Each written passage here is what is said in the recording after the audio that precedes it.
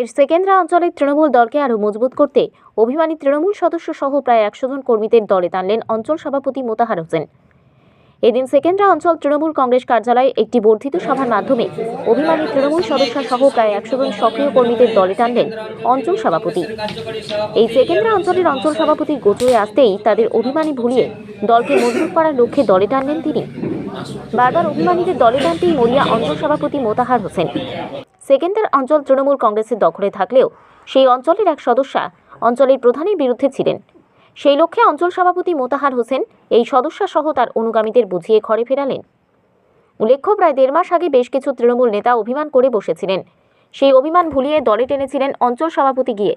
তাই আগামীতে সেকেন্দ্রা অঞ্চলের তৃণমূল দলকে আরও শক্তিশালী করতে সব ভুলে অভিমান সমাপ্ত করে বর্তমান তৃণমূল অঞ্চল সভাপতি মোতাহার হোসেনকে সমর্থক করে দলের হয়ে সক্রিয়ভাবে কাজে সামিল হবেন বলে আশ্বস্ত করেন তারা।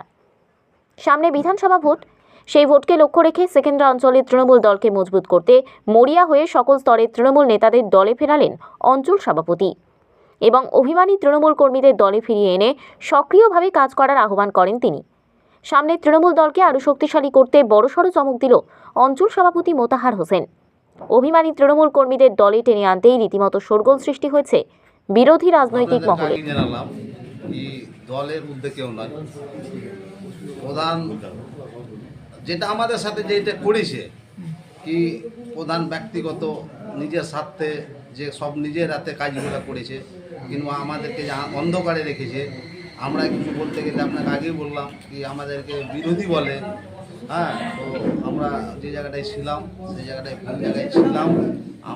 যখন আমরা বুঝতে পারলাম তখন আমরা এই অঞ্চল সভাপতির সাথে যোগাযোগ করে যাতে আমরা ঠিক সঠিক জায়গাটা পাই, তাই আমরা অঞ্চল সভাপতির আর মাসুদদার সজেনদার হাত ধরে আমরা অঞ্চল সভাপতির কাছে বললাম। সেটা আমি সঠিক কথা বলছি। ও নিজের ব্যক্তিগত নিজের প্রধানই খাটাচ্ছে, নিজে ও অশক্তি প্রয়োগ করছে। আমরা ওকে যদি কিছু প্রশ্ন করছি সেটা আমাদেরকে সঠিক উত্তর দিচ্ছে না। সেটা ওর ব্যক্তি, ও জানে ও কিসের জন্য আমাদেরকে বলছে। আপনার আজকে কতজন যোগ দিলেন? আজকে তো আমার সাথে মোটামুটি 200 জন যোগ দিলে কর্মী, আমাকে নিয়ে 200 জন কর্মী আছে, আমার 200 জন যোগ দিলে। আপনার নাম? আমার নাম মরফুল শেখ।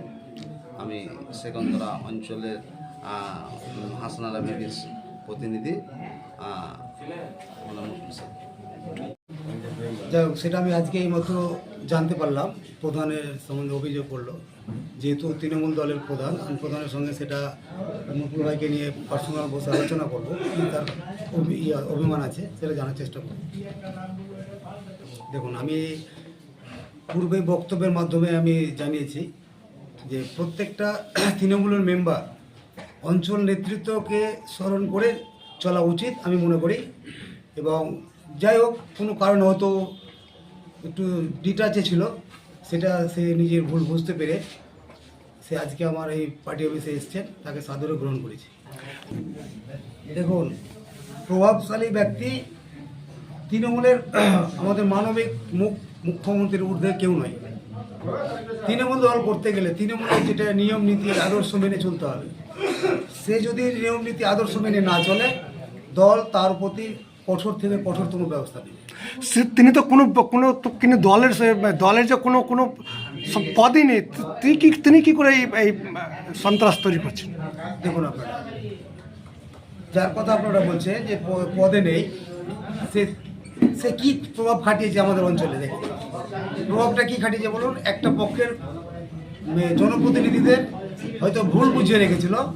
দেখুন, আপনারা একটু আগে আপনি বললেন যে আপনার কাছে দলে দলে মেম্বাররা আসছে, ভুল বুঝিয়ে একটা মানুষকে কতদিন রাখবে বলুন? আপনারা আস্তে আস্তে দেখতে পাবেন সমস্ত জনপ্রতিনিধিকে এই অঞ্চল নেতৃত্বের কাছে আসতে হবে। দল যদি করে তৃণমূল, তাহলে অঞ্চল নেতৃত্বকে মেনে চলতেই হবে। দেখুন, পদ না থাকলেও উনি নিজেকে তৃণমূলের একজন কর্মী ভেবে সেটাকে হয়তো প্রভাব বিস্তার করার চেষ্টা করেছেন। আপনার নাম? মোতাহার হোসেন। আপনি? সেকেন্দ্রা অঞ্চল প্রেসিডেন্ট।